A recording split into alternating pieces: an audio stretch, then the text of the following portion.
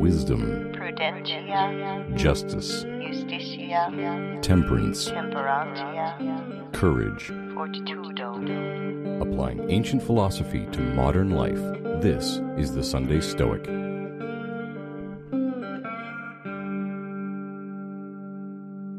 Hi Steve, this is Nick listening in from Glasgow in Scotland. Lately I've been applying Stoic principles to my fitness and strength training regime. Mainly this comes down to embracing an ironclad routine, but the other angle is in doing what must be done, whether I feel like it or not, and not allowing myself to get dissuaded by the various restrictions we're all under right now, and how they can make things more difficult at times, because that's not within my control. I love the podcast, and glad to have you back at the mic. Have a good one.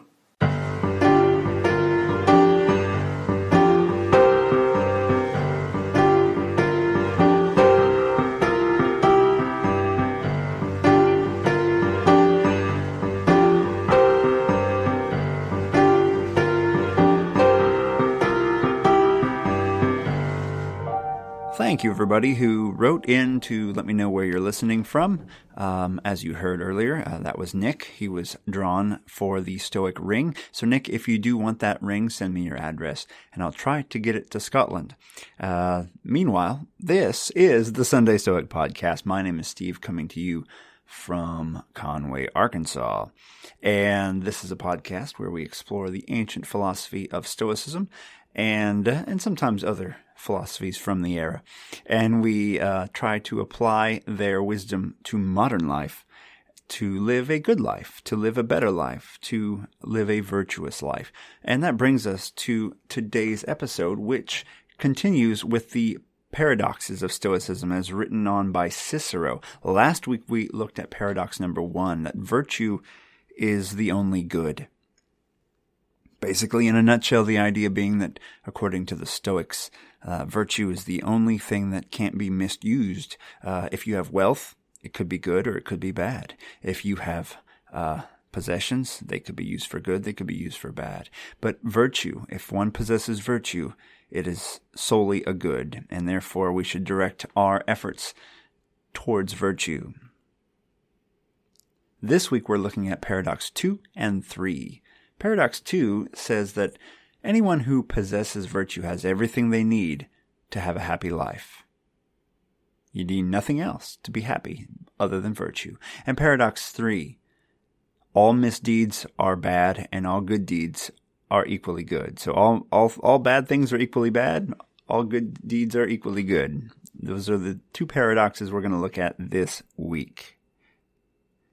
Why are we doing this? Well, this is a really important document. This is an early recording of part of Stoic philosophy. Obviously Stoicism was going on well before Cicero's time, but most of those writings are only known as fragments. But Cicero had access to these ideas, and he wrote about them. So we have kind of a distilled version of some views of Stoic philosophy that we can see here, and we can see if we agree with them, or if we disagree with them. And it's okay, because Stoicism is a philosophy. It's fine to disagree. So let's see what Cicero says about paradox 2 and 3. Excerpts from Paradoxus Stoicorum by Cicero, paradox number 2, that the possession of virtue is sufficient for happiness.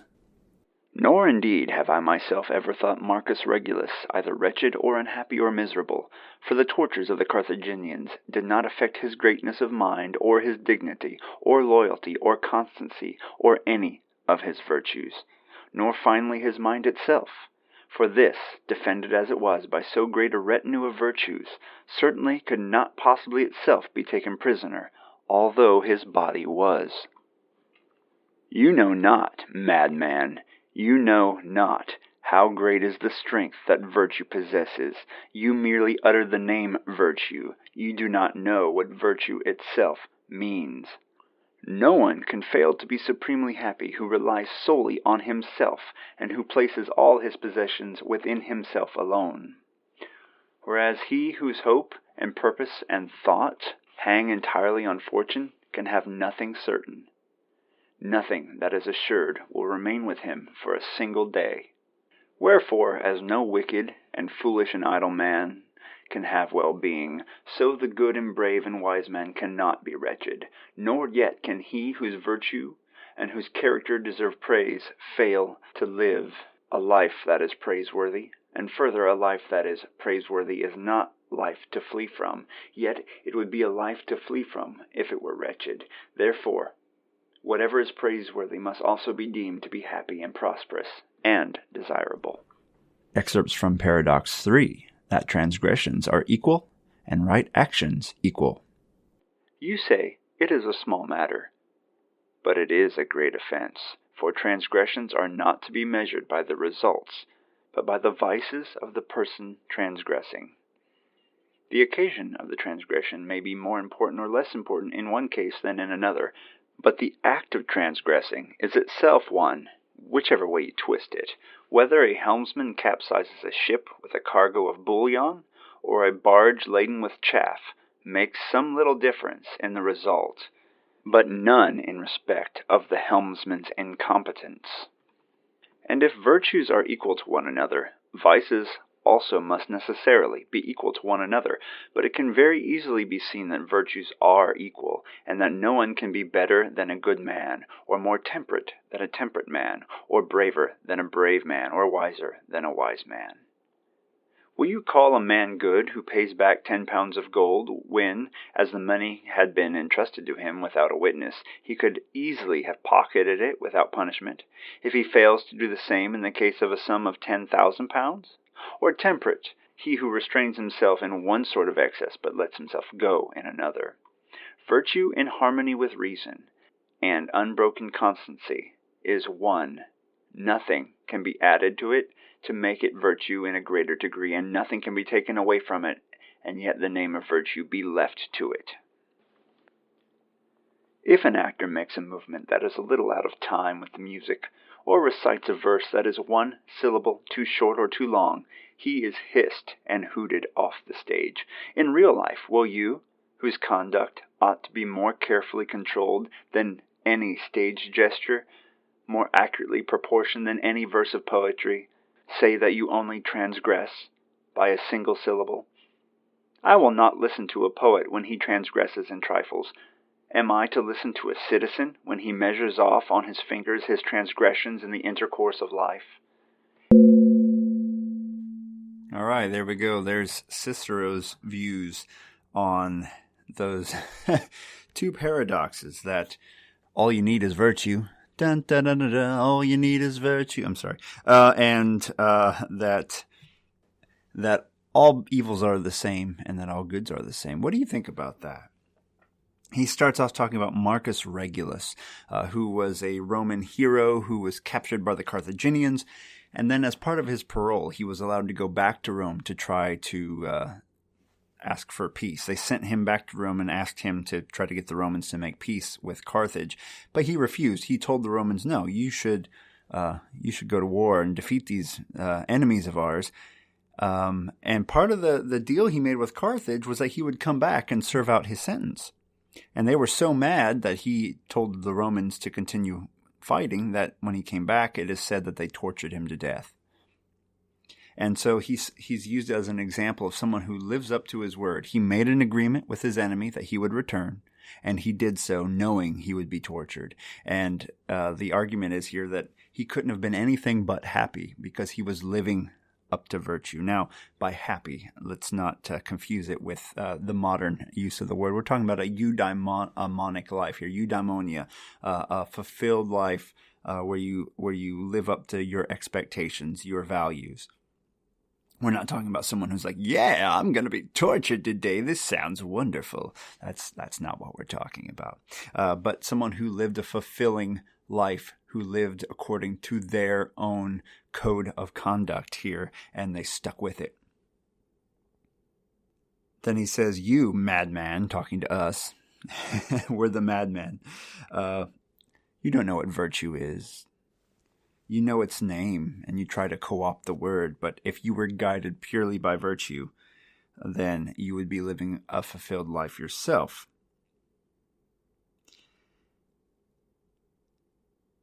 He goes on to talk about things that we hear from in the other Stoics, that if you really did rely on that virtue, then you would not rely on fortune. Fortune being happenstance. The possessions you own, the job you happen to have right now, things like that. Instead, you would seek for goodness within yourself. Fortune is not certain even for a single day.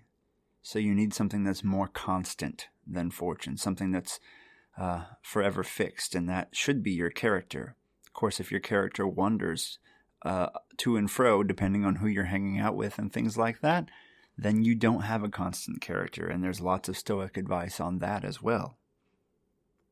But the wise man can't help but live a good life. If someone has a strong philosophical background, they live according to well-tested principles and they never deviate from them, then that is what they're calling a good life here. Now the next reading, I don't know if I agree with as readily, and that is that all transgressions are equally bad and all goods are equally good. I don't know, maybe you could make the argument that in talking to yourself about virtue, this could be a useful tool, but I don't know if it's a good way to run a society. Like, you stole a piece of candy and you killed somebody, you have an equal prison term, right? That might not be a just society. But the argument here is that bad is bad and good is good, and there are no shades of gray here. He says virtues, we can easily see that virtues are equal because what could be better? No one can be more brave than a brave man or more temperate than a temperate man, etc. Therefore, the virtues are all equal. And therefore, because of that, using some ancient logic here, therefore vices must also be equal. And there are some practical points here, like would you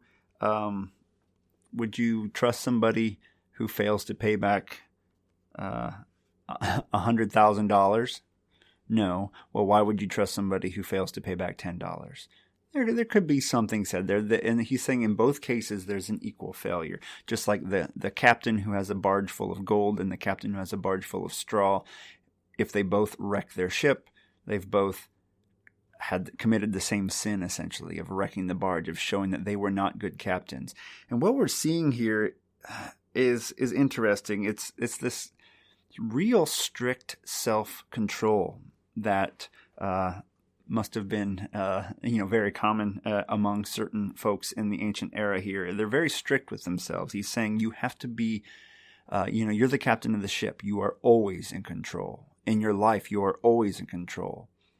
And he compares life to an actor on a stage, saying, I wouldn't watch an actor who keeps flubbing his lines, or a poet who can't keep the beat in her poem. She drops the rhythm or whatever. I wouldn't stand for it. I would not sit there.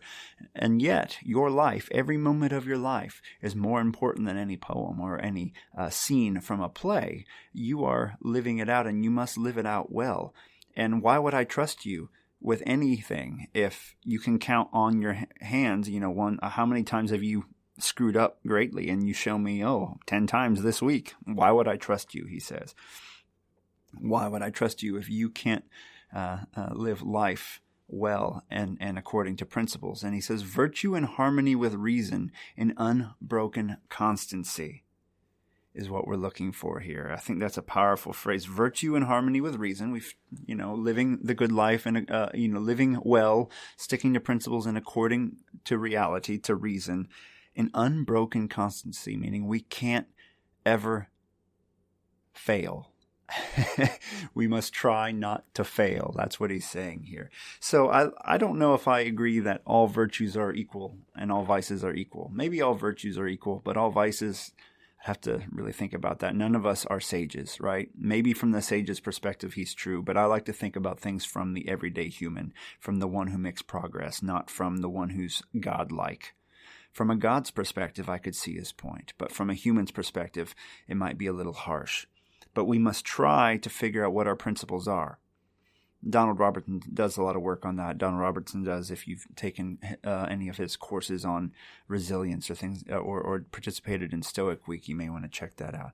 But Think about what your principles are, and perhaps and hopefully they align with Stoic ideas, right? And look at the Stoic values, see which ones of those you subscribe to, and then try to live them out as long as you can, as often as you can, without breaking them. It's quite difficult indeed.